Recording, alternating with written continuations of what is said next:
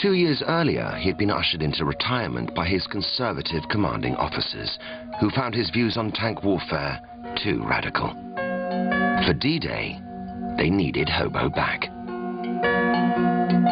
He was a tall, imposing figure, I suppose, in a strange way.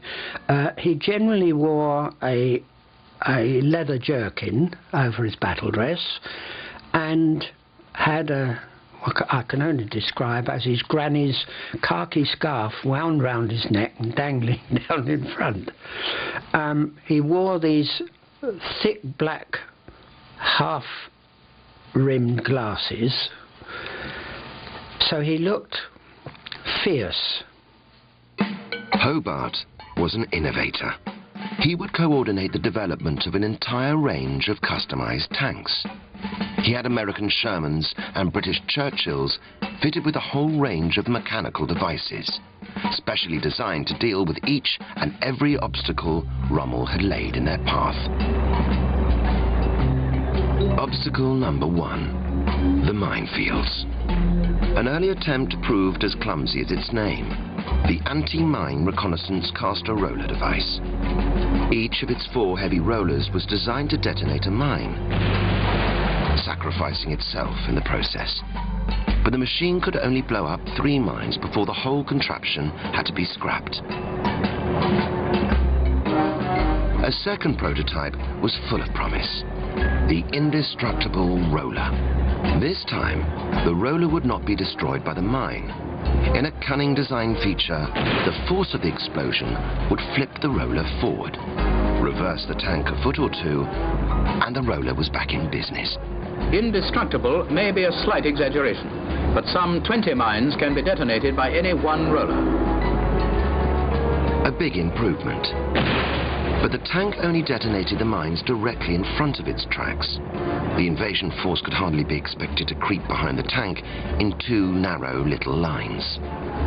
Finally, a new improved model came off the production line.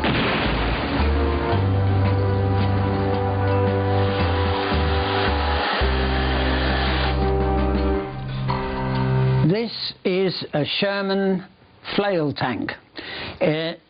As you can see, it's basically a Sherman tank with this gadget on the front, and the chains flail into the ground like this.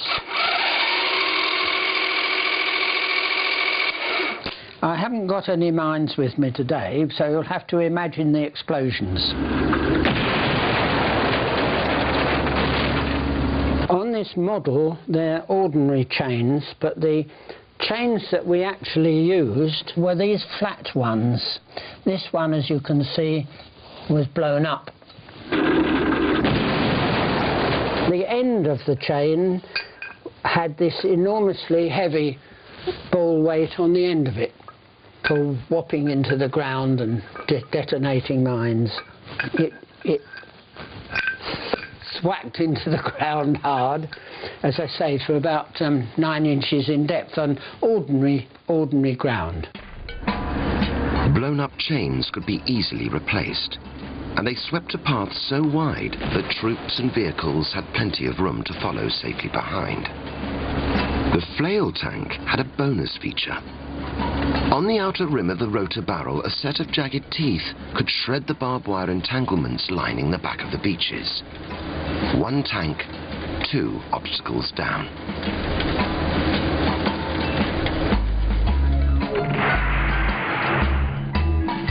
Hobart's men churned out a huge variety of obstacle-busting tanks, each with its own mechanized attachment, and each with its own code name.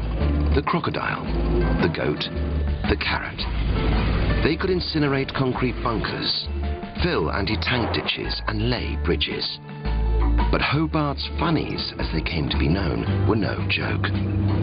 They would leave their stamp on the beaches of Normandy.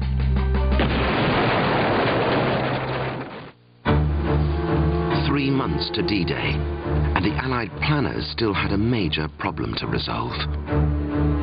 The principal route leading away from the British beaches crossed 2 heavily guarded bridges spanning the Orne River and the Caen Canal. Intelligence suggested that the bridges were rigged with demolition charges and could be destroyed at the press of a button, leaving the invasion force trapped on the beaches. The only solution was to take both bridges in a surprise raid in the opening minutes of D-Day. But how could they land a crack team of over 150 men right next to their target without alerting the guards? If they tried to parachute in the troops, the loud drone of the aircraft might give the game away. There was a type of aircraft that could bring in the troops in total silence: the glider. The Allies just didn't have the pilots to fly it. I just thought, well, you know, I can drive a lorry and I can drive a railway engine, I can drive a steam crane, I might as well learn to fly.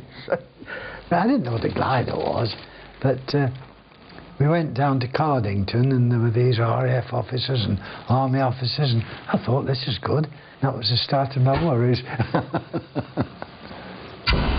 Jeff and Peter had never been in a plane.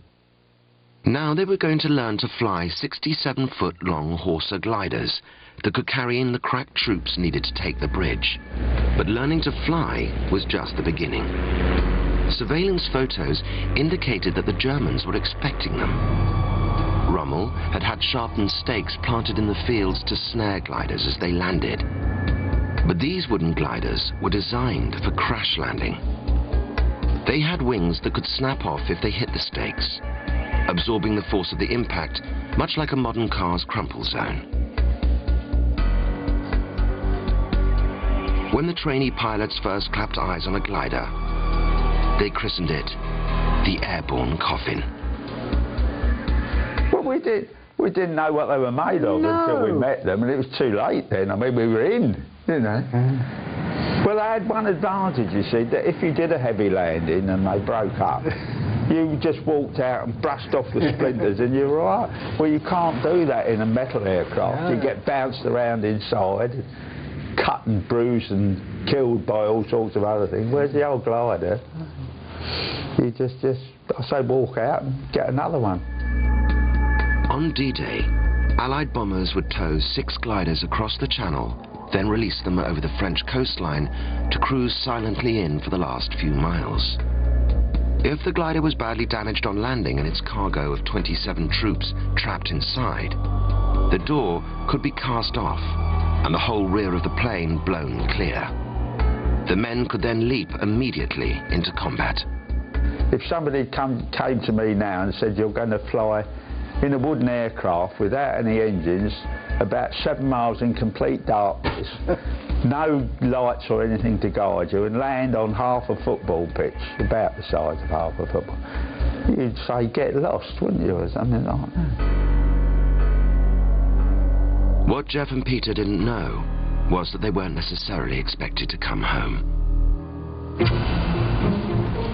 The head of airborne operations, Air Chief Marshal Sir Trafford Leigh-Mallory, confronted Eisenhower with his predictions that the use of gliders and paratroopers would result in terrible casualties.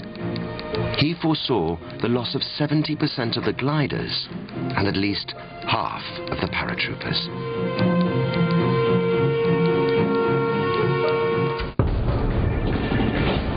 In Part 2 of D-Day, Men and Machines, after 3 years of planning, the Allied troops are set to invade.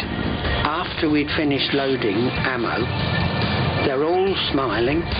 They were raring to go, because that's what we were doing it for.